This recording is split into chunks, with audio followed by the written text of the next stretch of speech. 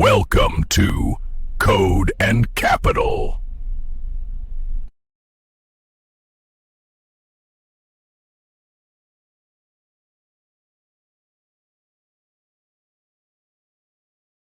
If you've ever shopped at a DMart in India, you know the experience can be, well, a little chaotic.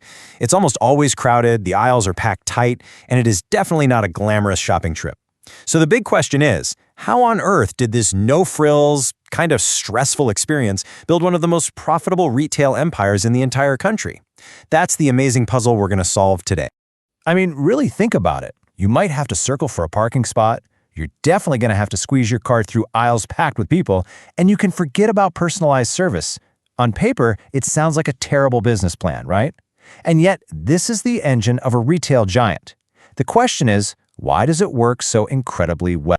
And this is where we get to the core of it, what I call the DMart paradox. On one side, you have a customer experience that seems almost designed to be inconvenient. But on the other side, just look at the results. We're talking about customers who are fiercely loyal, massive profits, and total market dominance. This is no accident. It's a perfectly tuned system where that bad experience is actually a key feature, not a flaw. So to really understand DMart, you have to understand its founder, Radhakishan Damani. Now, he wasn't a retailer by trade. He was actually one of India's most legendary stock market investors. And he built DMart not like a store, but like a long-term value investment, with this core philosophy of extreme patience and being incredibly frugal. Just let this sink in for a second. It took DMart 8 years to open its first 10 stores. In today's world of grow-at-all-cost startups, that sounds like a total failure, doesn't it? But for Damani, that was the strategy. He was painstakingly perfecting the blueprint, making absolutely sure every single detail was profitable and could be repeated before he even thought about scaling up. That slow, deliberate start was the whole point. See, after spending 8 long years proving the model worked, the growth just became explosive, leading to over 430 stores. It wasn't a failure to expand, it was a choice to build a foundation so strong, it was basically unshakable. This incredible patience is really the first key ingredient in DMart's secret sauce. Okay, so you've got the philosophy of patience, but how does that actually translate to those rock-bottom prices you see on the shelf? Well, this is where we get into the nuts and bolts of the operation. It's a relentless 3-part attack on costs that their competitors find almost impossible to copy. So this cost-cutting engine has 3 main parts.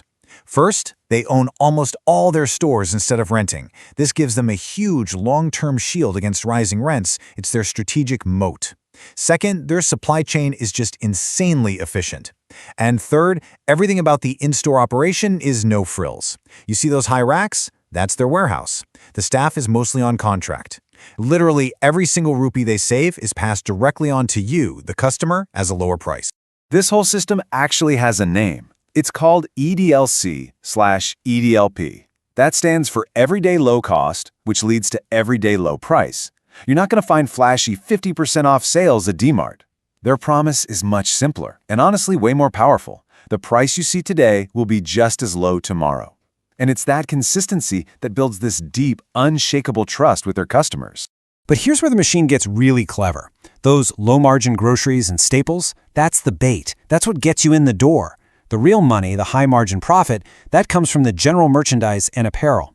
So you come in for some cheap rice and dal, and you walk out with a new t-shirt and maybe some kitchen supplies. It's a brilliant strategy that perfectly balances giving you value while making a healthy profit.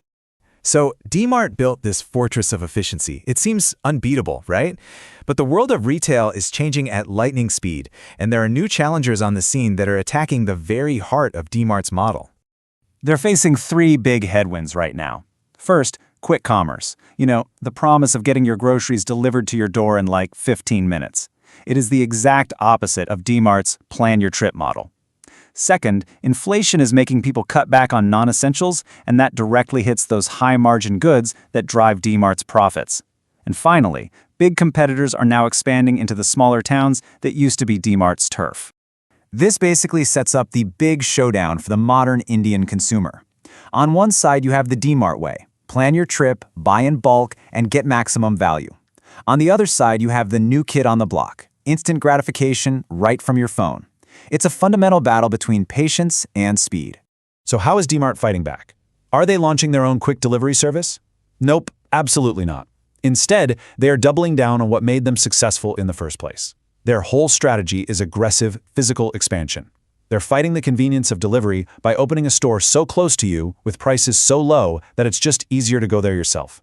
They are taking the fight to their competitors, but on their own terms. And all of this brings us to the final and most critical question.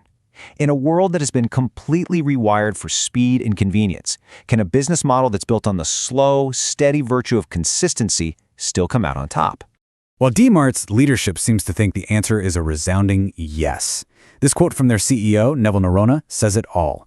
They believe that their obsessive, passionate focus on being consistent with their execution and their low prices is a much more powerful weapon than chasing any fleeting trend. That consistency, that is their ultimate defense. And you know what? For now, the stock market is betting big that they're right. Just look at this number, 90. That's roughly DMart's price-to-earnings ratio. In simple terms, that's a measure of how much investors are willing to pay today for the company's future growth. A number that high is a massive vote of confidence. It means the market doesn't just expect DMart to survive, it expects them to keep growing at a ridiculous pace. The pressure to deliver is immense. So we end with the ultimate question for the future of retail. In a world that values now more than anything else, can a business built on the promise of value, powered by patience and a bad shopping experience, continue to win? DMart is betting its entire empire that it can.